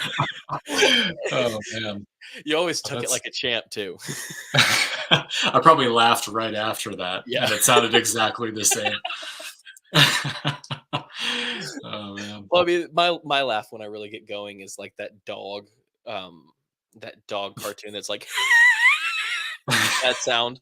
So uh, don't have much room to talk there. But yeah, so like I said too many times in the show, I love you, man. Mm, Um, since we're so close now, first we need to get together somehow at some point. I'd love you to meet all of my little ankle biters, um, mm, and my wife. But also, and you can tell me this offline so that in case there's some weird creepy person who tries to stalk you, probably won't happen. But you should tell me where you go to church because we're looking for a church here, and we mm, have not been able to find something. mm. Um, and Yeah. I'll have to tell you about one of the experiences offline because Mm, we had a creepy experience, a mm. real creepy one. Um, Gotcha. but yeah, so I want to know where you're going because if you're that close to us, maybe we can. Because we were looking at a place in Tampa Mm, to go. I mean, what's the difference, really? Uh, mm. Right. so I don't know. All I know is we got to figure out how to meet in the middle at least. Mhm. But yeah, so Right. we've done um, an hour and 38 minutes, Mm. and that's a good length. It is. Definitely. And also, like, if you ever want to come back on, or if I'm doing an episode and you want to be my guest co-host, if you want to dip into those waters with me, let me Mhm. know. Because I'll tell you everything that's coming up over the next. Because I'm booked out till to the end of November. Okay. Because I That's book good. early and I book Yeah. because I don't want to guess anything. Uh, If that's ever something you want to do, let me know because I will do it in a heartbeat. Um, Thank you, man. Appreciate that. but since we're at that point, and most people don't listen past 20 minutes, much less 90. Um, I'll ask you my favorite questions. Mhm. One of the I think you've kind of answered them somewhat already, but it's tradition. I have to ask you these questions. Mm, Um, and I've explained to you the importance of it to me and to my audience, but um, what right now in your life? It could be universal, global, national, state, local, whatever. It could be personal. What's something right now that gives you hope and the motivation to carry on and to keep singing and keep doing what you're doing? mm. Yeah, I know that. God is the one who writes my story, and so I keep moving forward. And a visual image that I have, and again, maybe for if you're an artistic person, or in that kind of category, Yeah. we can think visually a lot about things. And I just picture just walking with Jesus, just hand in hand, step by step. He's with me. He loves me. He's for me, not against me. I know that he even uses the most difficult times in our lives. And so I know that he's going to get me through this for his glory. And I want to use it. I want to be an encouragement to others. I not only want to see healing Yeah. for myself, I want to see it for others. I want to pray for others and see the power of God touch them, and for them to be set free, if it's some kind of physical illness, or a neurological thing, whether it be depression or anxiety, or whatever. And I think when you go through things and walk through things, you kind of have a deeper empathy for other people around you in that way, and want to see their lives change too. Um, so yeah, walking with the Lord really keeps me going, and Yeah. it not only gives me hope for this life, but obviously for the next, which is going to be So great. cool. Yeah, So cool. yeah, yeah. I Um, look forward to it. Yeah. um, I'm gonna throw in one random question and then the my favorite question. Mhm. Um, is a hot dog a sandwich? Hmm. You know what? I've never thought about it, but I I am I'm prone to say yes in this Yeah. moment, because when you picture the bun, Yeah. I mean, it's holding something together Right. inside, whether meat and condiments. Yeah. And So people will say, well, no, it's not a sandwich because it's supposed to be two pieces of bread, and that's what makes a sandwich. And I'm like, so all hoagies, all sub sandwiches are not sandwiches anymore. mm, So I mean, a hot dog has to be a sandwich. Is that's my take. yeah, It's important. that's that's very enlightening. So yeah, I agree with that. So yeah, I love dumb questions like that because then you actually because it's dumb. It's absolutely dumb. But at the same time, you're like, I have to think about this. right. I love that paradigm, that paradox of like this is stupid and doesn't matter, but I'm going to spend some time trying to decide it. Um, and people will fight over this online. I think it's great. Mm, Um, true. so one thing is one of my favorite things, and if I get a copyright strike for this, so be it. But there's this poem. Have you ever heard of the? He's like a spoken word poet, Bradley Hathaway. I do remember Bradley Hathaway. Yeah. Oh man, and see, there's this poem that, along with some of your songs, plays in my head all the time. One of them is the Manly Man poem, just different parts of that. Mhm. But my favorite is the Hug poem. I don't know if Mm. you remember that one, but it It, sounds it, like yeah. is it maybe his most popular one, or I, one of the it's them? I think it may be one of them. It's my favorite. Okay. It may Um, have been the one that I've heard. There's one in particular that kinda stuck with me for a while, so, yeah. yeah. So I thought why don't we play this? Because Mhm, it reminds me of kind of how you write stuff too. And mhm. then I'll ask you the fun question and um we'll get out of here and Sure. let these people sleep, I guess. Mm. Um oh, just full screen to my own screen. Don't do that. All right. So yeah, here's the Hug poem by Bradley Hathaway if you've never heard it before. I love it.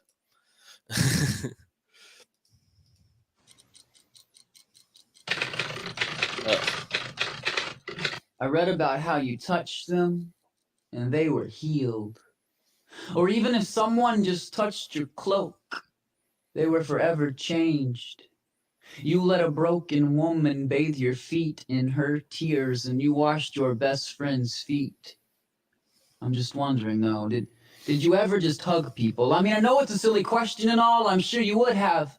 Why wouldn't you have? But it's one of those things that was never mentioned, and it got me thinking about it. And how whenever there was a touch from you, Sins were forgiven and sickness fell. I think I'm caught up with my sins, and last time I checked, all my body parts are properly working. I'm nothing special here. I'm just a kid with a heavy heart, these passing sunrises and sunsets. I don't think our encounter would have ended up in your gospels or anything, because all I really need is a hug. And that's okay for me to imagine, right? That's not conflicting with any sort of theology, is it? Okay, good. Then hug me. But not one of these sideways, one arm around the neck type hugs, or the ghetto right hand clasp fist, elbows to chest, pat, pat on the back, or that you put your right arm over my left arm, and I put my right arm under your left arm, and we make this weird sort of diagonal thing. No, none of those. Bear hug me, man. Take your old school carpenter arms and throw them around my upper body, leaving my arms dangling underneath yours somewhere, and I can barely move them because you're squeezing me so hard. But don't pick me up and make my back pop, because I hate it when people do that. And then hold me. Hold me here in your arms until I start to cry, because I want to cry, but I just can't seem to do it on my own. I've been teary-eyed once recently, but not even enough for a drip down my cheek. There's just hurt in my soul that needs to be purged, so hold me here in this hugging pose until the pain is flowing from my eyes and nose. I love that so much. Wow. And that one line plays through my head because it feels like it really places me and where I have always been, which is, I'm just a kid with a heavy heart, these passing sunrises and sunsets. Mm-hmm. I feel that. Like, Yeah. I feel that deeply. But here's my last question. Mm-hmm. What is your favorite thing about me? I would say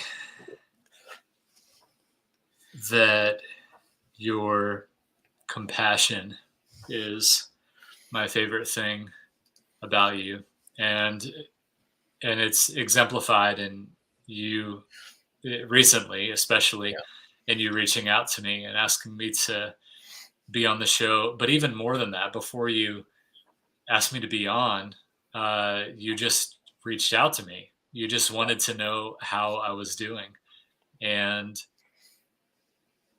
when you do that with someone, that someone then feels the freedom to be vulnerable if they're not doing well.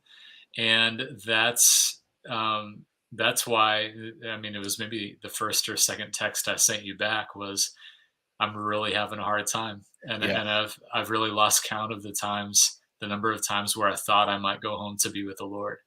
Yeah. This past year and a half. And so your compassion really brought that on, where it was like, Josh, you can be honest with this guy. He cares. He's going to pray for you.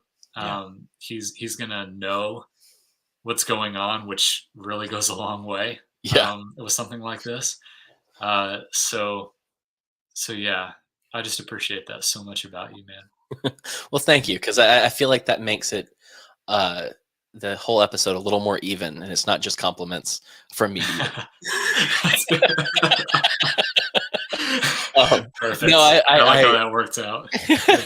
I really appreciate that. And I try, and I'm, it's so God just puts certain people on your heart, and like, I've had friends, and I had friends in college, and I've had friends from home who I don't speak to at all. And I feel no need to, and they don't reach out to me. And it's this super kind of sad thing about getting older, getting married, having kids.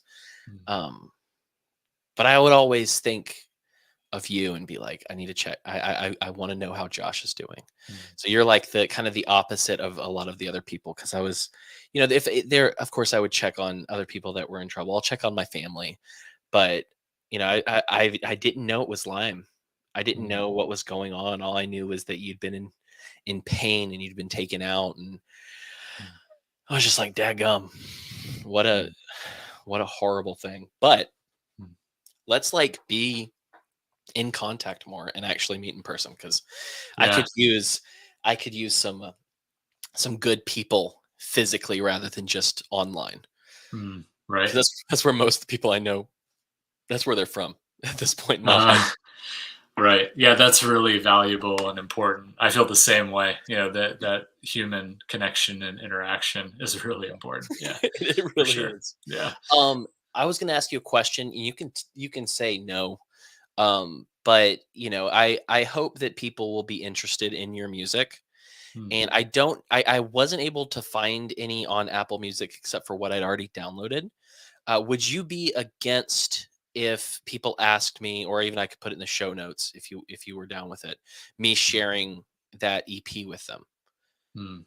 Yeah, that's no problem at all. Okay, Any music that you have or that others have, it's totally fine cool. to share that in any way. Yeah. Awesome. Mm. So that's what I'll do. I'll get the well, I have 5 out of 6 songs, I think. I don't have Mhm. Witness, but Mhm. I do have the other the other 5, and they're all 5 of those are like my favorites. Mm. So I'm gonna take those, I'm gonna put them in a folder, and I'm gonna put a link on this episode where anyone who wants to listen to his songs, who wants to listen to Satisfied, can listen to them. Um, a lot of people that come on, I have like Twitter handles and social media stuff to share for people to find them. Do you have anything you want to share in Mm. that vein at all? Like, do you have something you, or a project or anything you've been working on that you want people to know about? So as far as social media goes, I haven't been too active because of everything going on. So, Yeah. but what I found what works pretty well for me right now is just keeping a Facebook and an Instagram account, Yeah. so I can at least be in touch with people. Right. And so I like having that connection with friends that I've made throughout my life, that kind of thing. Um, Aside from that, um, and you had referred to this already, but there's a church that I'm going to right now here in Sarasota called Harbor, and it's Harbor. Hmm. And the guy who started it, him and his wife are Jordan and Kristen Rippey, and they went to Wait. Southeastern. Yeah, I know Does this. that I know name sound familiar? Jordan Yeah, Ripley's name sounded familiar. Yeah. yeah. And they have been a huge blessing in my life. And they asked me to come and help with the worship there. And it was right around the time when all of this happened with the relapse and everything that I had. Yeah. And they have been a tremendous blessing in my life. And the connections and friendships I've made with people there have been a huge blessing too. So that's a way I'm kind of, I guess, connected to connected to a church and a Yeah. ministry. And you can find Harbor Church on Instagram and Facebook and social media in general. Awesome. And we're meeting here in Sarasota as well on Sundays at 10 a.m. Sweet. Yeah. Yeah, that's awesome. Mm. Uh, with that, thank you so much. Like I said, I can't tell, like Monday, when I was kind of putting together the art and kind of getting things ready for this, I was like, I am more excited about this episode than I am any of the other ones I've done. And Mm. it's like, no offense to those other people, those topics were interesting, but it was like, I'm so excited to talk to Josh. I don't know if people are gonna care about how much I love you, but they're gonna know it now. Um, and that's gonna have to be good enough. Um, uh, okay, so I'll tell them all of my junk now, and then we can wrap it up. Sounds good. So if you can hang out and just listen or comment if you want.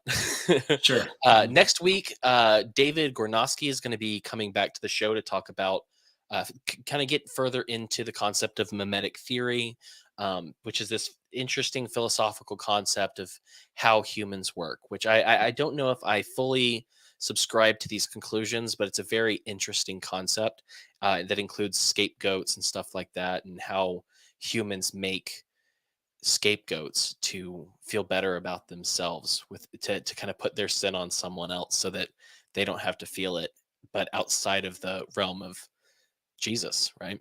um And then the week after that, I'm going to be talking to Elias Dummer again, the ex lead singer of City Harmonic. He just put out a new album called Volume 2, which is on every platform for streaming. So Spotify, iTunes, etc. His song Kyrie Eleison is just an absolute banger.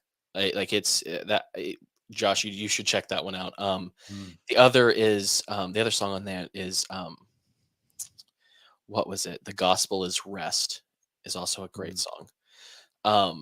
After that, we're gonna have a girl named Kat Velez. I'm not Spanish, so I probably am not saying that right.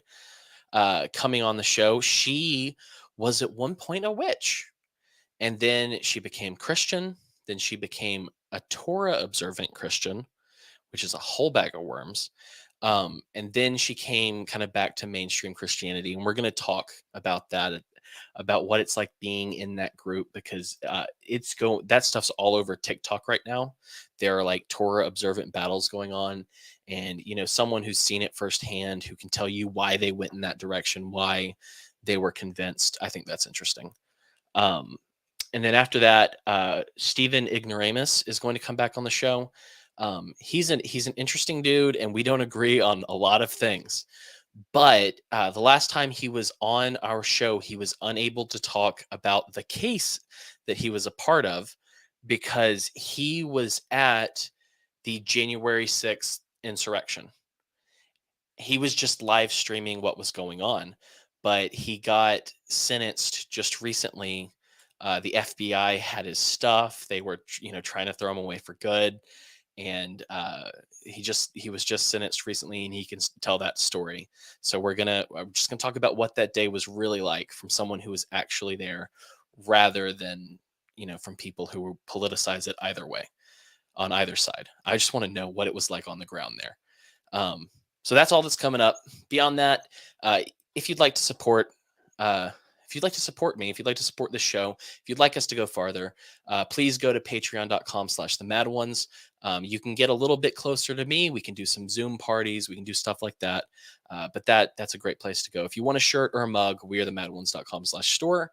Follow me on Twitter at HamCarlos, because I got my account taken away with my actual name because I said something mean to a certain Prime Minister of Canada, because I can be a mean boy online.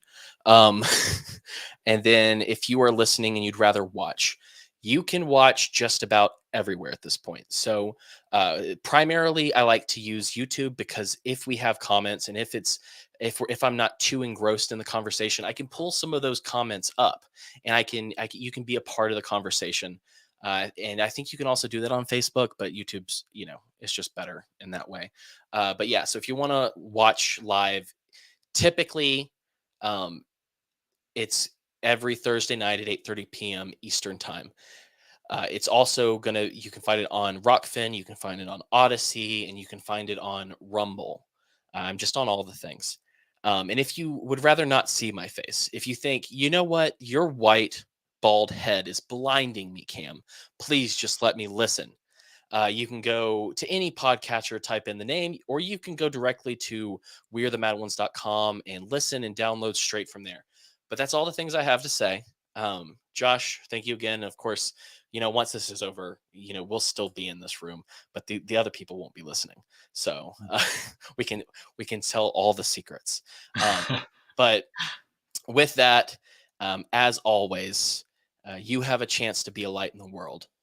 So go light it up.